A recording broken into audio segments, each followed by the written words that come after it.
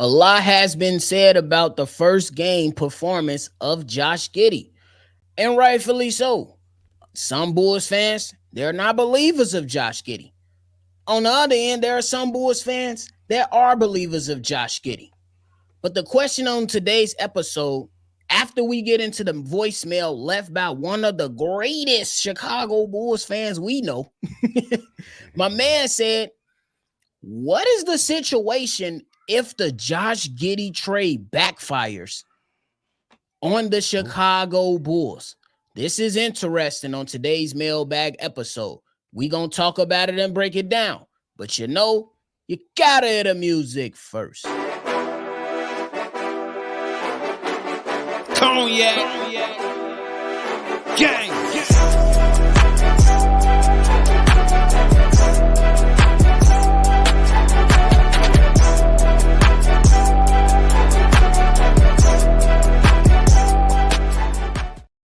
Shy Bulls podcast with the Cognac Boys. I'm Cognac Boy Bobby, and I am with my dog CDubb. What's the word?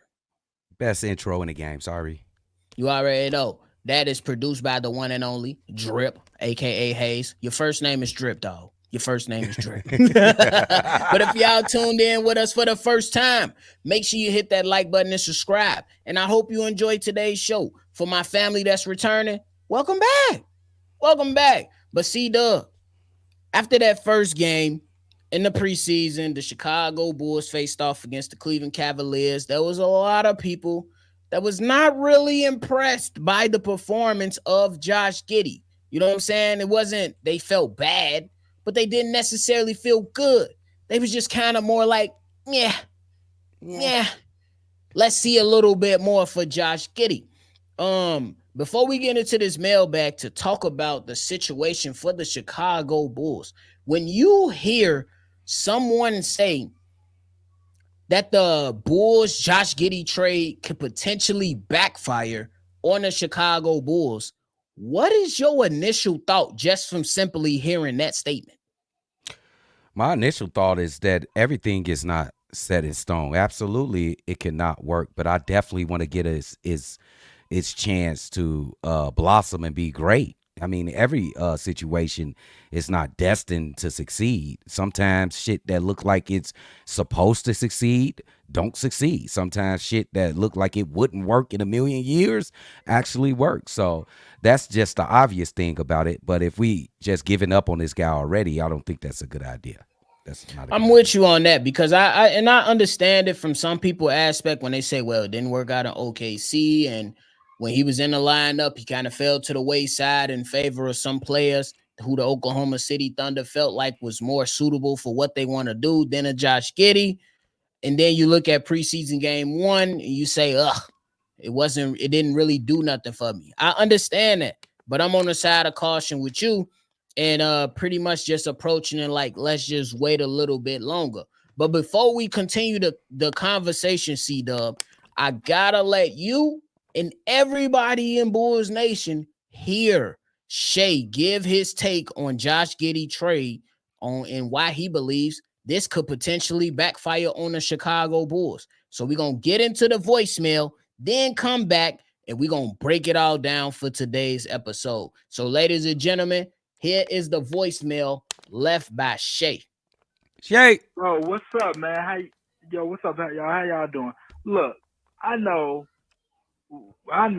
that y'all may disagree with me, but the biggest thing that I know what y'all gonna say, oh, Jaden Smith fits this team when he's playing style, and he definitely does.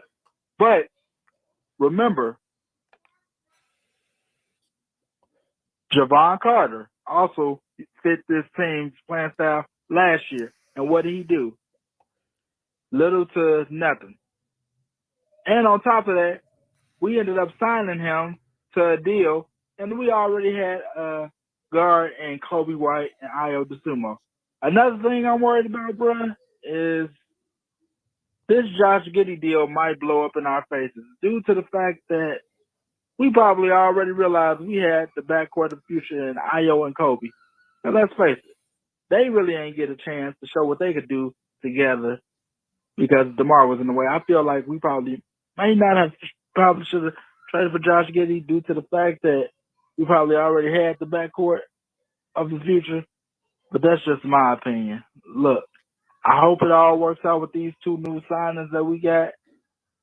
And I really do, but like the Javon Carter experiment last season, it has to leave you a little bit scratching your head and thinking like, thinking and having a fear.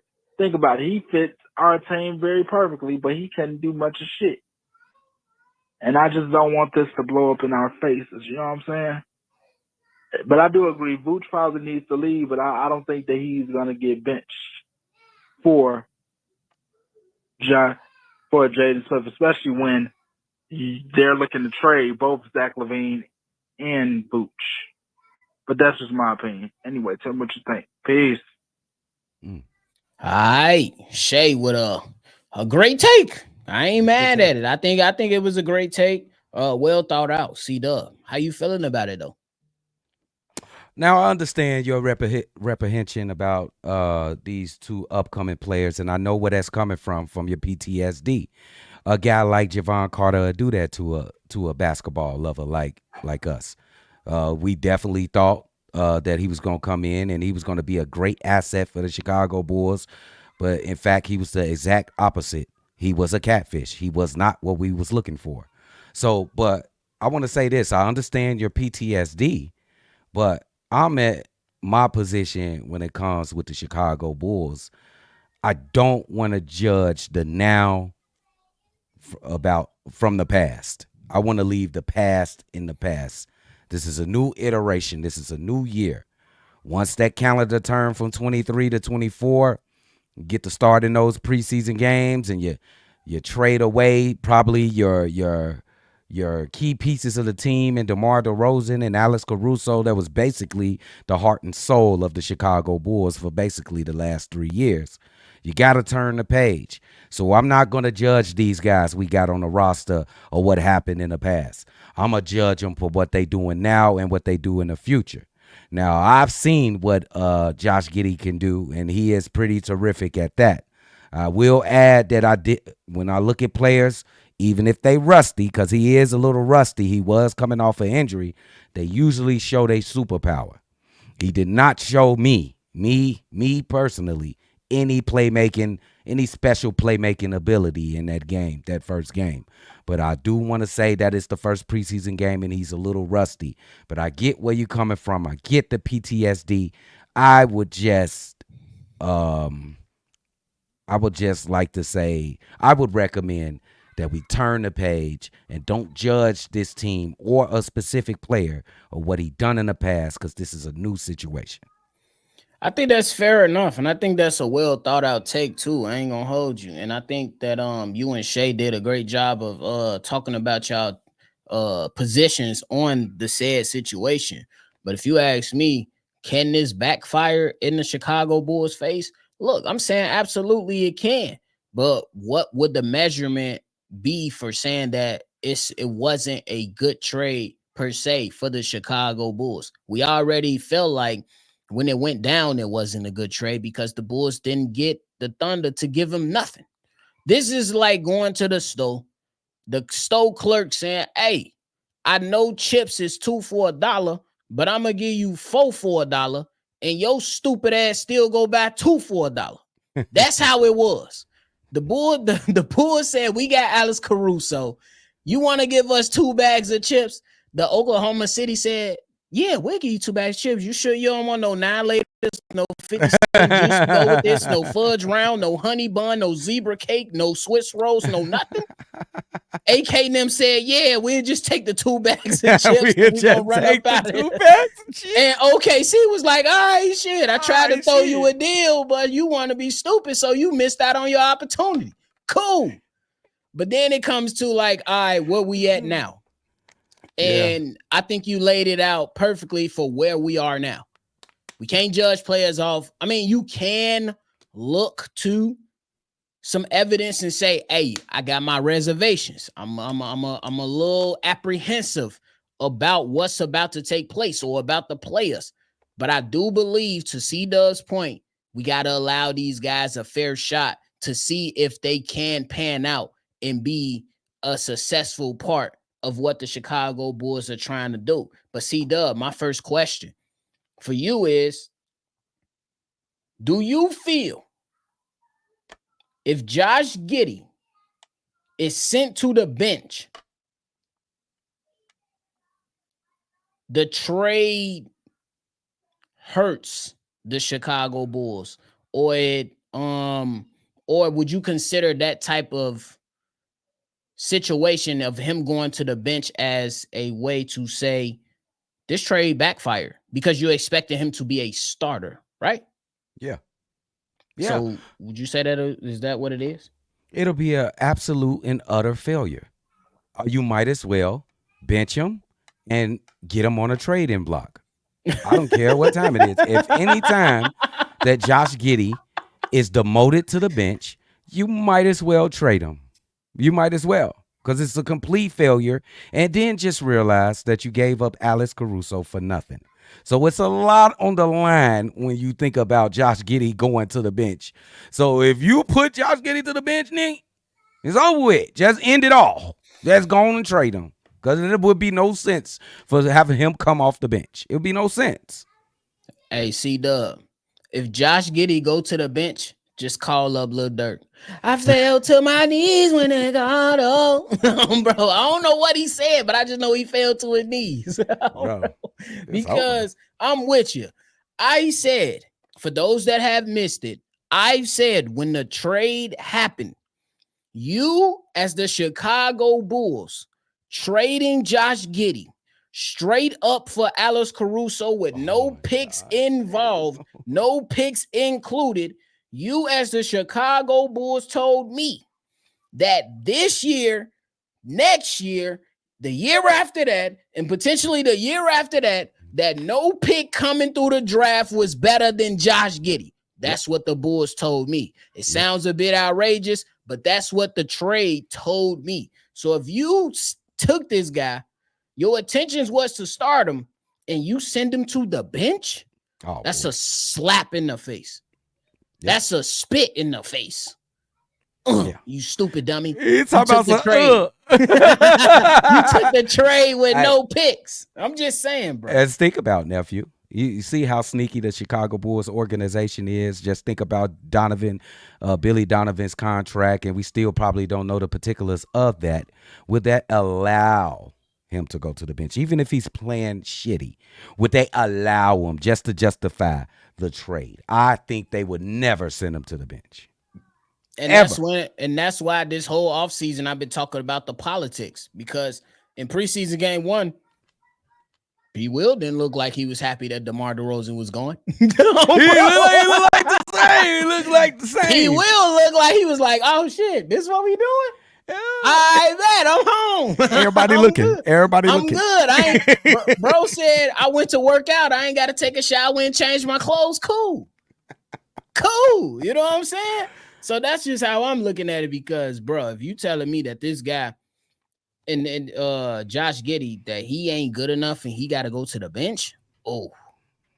Dude, AK and Mark, where the hell has Mark Eversley been anyway? He ain't trying to be involved. We ain't seen him.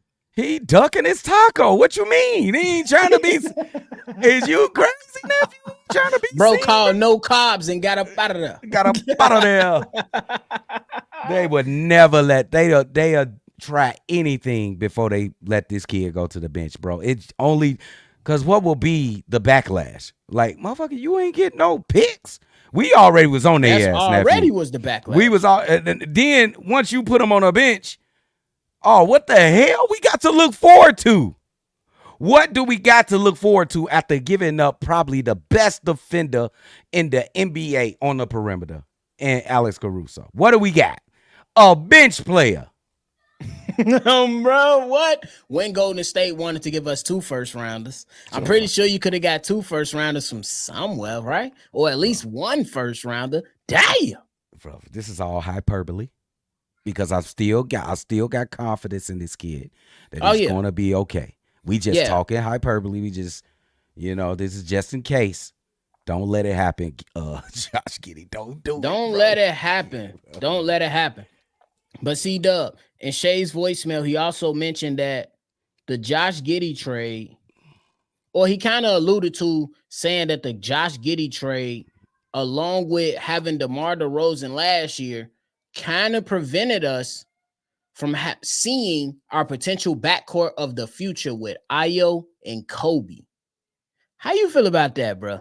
And Shay, let us know if we kind of misquoting you too. I don't want to misquote you, but that's what I'm taking from that's what he said. Your voicemail. So let us know if we was misquoting you or if you wasn't trying to go down this way. Let us know. That's a good point, because I never thought that. I never man, is this the backcourt of future? And I ain't saying he wrong. Like, maybe that is the case. Like, maybe we had it in our face and we refused to look at it. Both of these guys has been getting better and better by the year, and maybe that's the case, but that's just sadly not the reality right now. You may be right, but I don't want to say you obviously right now, but you might be right. I don't know. I'm not mad at it though. I ain't mad at it. Hey, I'm just saying, it's just an interesting thing to talk about when you think about it at all. And like, I'm pretty sure Shay is considering that Josh Giddey has only played one preseason game. But to be fair, Shay has never been sold on Josh Giddey, to be fair. So I can see where he's coming from. But I will say, let's allow the regular season to come around. Now, how about just the preseason? You want to limit it to just the preseason? How about we just let he ain't even played. He only played one preseason game. How about we play this out first? You think in a preseason in 5 games you'll be able to know? Yeah. If he plays all 5? You could be able to predict how the team will be, how it'll look. If he can show some. Have he showed anything? Not much. Not much. He showed something, nephew. He's a good rebound. He's a good rebounder. Much. He's a good rebounder. He showed that 7 rebounds for the small forward position. Is he a better rebounder than Pat Will? Oh! We ain't gonna do that this episode. But I'm just saying though, my man's he was a little bit of who played more minutes. I can't remember off the top. I think I'm just saying. It's just that one. That one is an interesting one for sure, because who, like, you know what I'm saying? We always ask P. Will to, you know what I'm saying, show up, show out. We ask P. Will to be more aggressive out there and do what he got to do. You know what I'm saying? So, yeah. Josh Giddey only played, oh, wow. P. Will only played 13 minutes in game 1, while Josh Giddey played 22. Maybe injury, but Josh Giddey was injured too. I would hate for wait, nephew, that because you said that he was in it too. I would hate for Pat Will to be benched in a preseason game. Never. You ain't never got benched in a preseason game, Pat. You bet it's the injury, nephew. No, we gonna do that to Pat. It's the injury. This nigga better not have got benched in a preseason game, bro. No. I'm just saying. Hey, y'all know over here on Shy Bulls Podcast, we gon', even if it sound a bit crazy, we gonna ask the questions. We gonna have some logic, but we gonna ask the questions. I'm just saying. We gonna ask the questions. The questions might sound a little crazy, but it's okay. It's okay. Bro, look at I ain't even gonna do that to Pat. I can make a case right now. I'm gonna go ahead, Pat. Leave it alone, bro. Leave it alone.